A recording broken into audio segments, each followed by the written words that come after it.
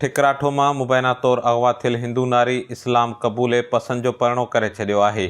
डहरकी वासिण हिंदू नारी पायल कुमारी इस्लाम क़बूले नौजवान मोहम्मद अली उर्फ़ उसामा पिताफ़ी सां पसंद जी शादी करे छॾी। नारी पायल कुमारी पंहिंजे मुड़ुस उसामा पिताफ़ी सां गॾु वीडियो बयान जारी कंदे चयो आहे त खेसि कंहिं बि अगवा नाहे कयो। हुन पंहिंजे मर्ज़ी ऐं रज़ा ख़ुशी सां घरां निकिरी इस्लाम क़बूलण बाद नौजवान उसामा पिताफ़ी सां पसंद जो परिणो कयो आहे। हुन चयो त इस्लाम क़बूलण खां पोइ हुन पंहिंजो नालो आयशा रखियो आहे। पसंद जी शादी कंदड़ जोड़ी दाहींदे चयो त खेनि माइटनि ऐं बिरादरी मां जान जो ख़तरो हुअण करे हू दरबदरी वारी ज़िंदगी गुज़ारण ते मजबूर आहिनि। खेनि तहफ़ुज़ फ़राहम करे मर्ज़ी मूजिबि ज़िंदगी गुज़ारण ॾिनी वञे।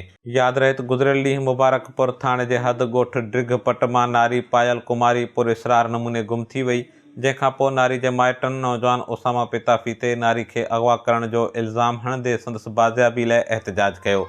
नारी जे वारसनि जे एहतिजाज खां पोइ नारी पायल कुमारी पंहिंजे मुड़ुस सां गॾु वीडियो बयान जारी कंदे चयो आहे त खेसि कंहिं बि अगवा नाहे कयो, पर हुन पंहिंजे मर्ज़ी ऐं रज़ा ख़ुशी सां घरां निकिरी नौजवान उसामा पिताफ़ी सां पसंद जो परिणो कयो आहे।